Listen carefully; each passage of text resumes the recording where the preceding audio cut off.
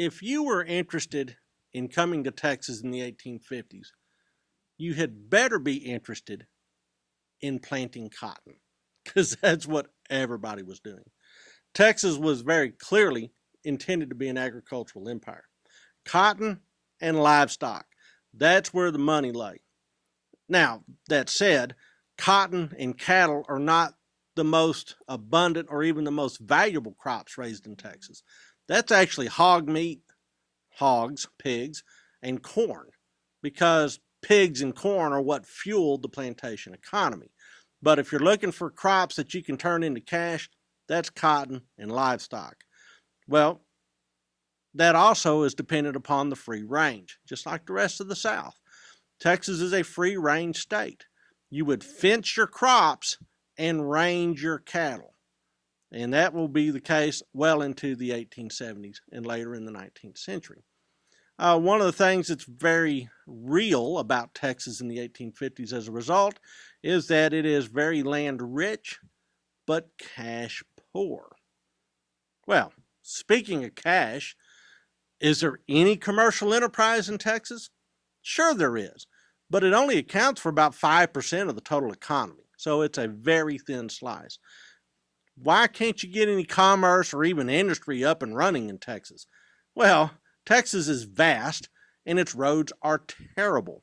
Plus, even the ports are pretty rough. Texas has a very long coastline, but none of the ports were improved in the 1850s, and so you're always running a risk of running aground and having your ship and all of its contents destroyed just trying to get into port. There's another issue.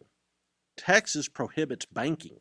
They don't trust bankers, and as a result, they do not allow a banking system. So it's all on a cash and carry basis in Texas, which further restricts the flow of capital. Well, clearly, climate and soil and the almighty have turned Texas into a farming paradise, so why not just go with what's been provided? Do not be entrepreneurial and do not take the risk of starting an industry. If you're going to be entrepreneurial, figure out a more efficient way to grow cotton. Okay. Well, since we've talked about bad roads and bad ports, let's talk about the overall transportation scene in Texas. In the 1850s, there's only about 400 miles of functioning railroad. And these railroads essentially connected Beaumont down to about the Brazos River, or Galveston, all the way up to about Hempstead or just beyond. Houston is the hub, but that's essentially the railroad network. It is not particularly extensive, and it's not particularly reliable.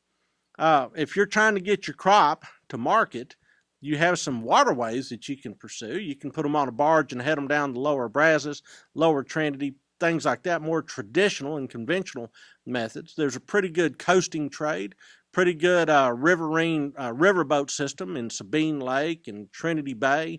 Matagorda Bay has a couple of working boats that work in that region. There's actually a canal that connects the mouth of the Brazos to the backside of Galveston Island.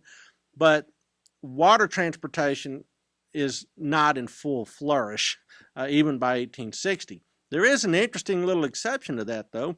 There is a small steamboat port in far northeast Texas in the town of Jefferson.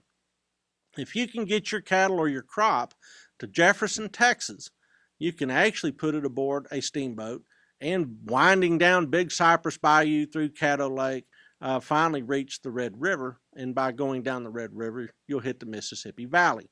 But if you're really trying to get cattle to market, or if you're trying to get cotton to market, it's going to be a tough haul. In fact, a lot of ranchers begin to just drive their cattle to market. And you'll see a number of cattle drives originate in South Texas and head into southern Louisiana to again get into that Mississippi Valley watershed. The thing to carry away about Texas in the 1850s is Texas is full of potential, but it's not quite there yet. What sort of potential is it trying to realize? It's trying to be the southernmost of all the southern states. But there will be an event that will arrest this trajectory.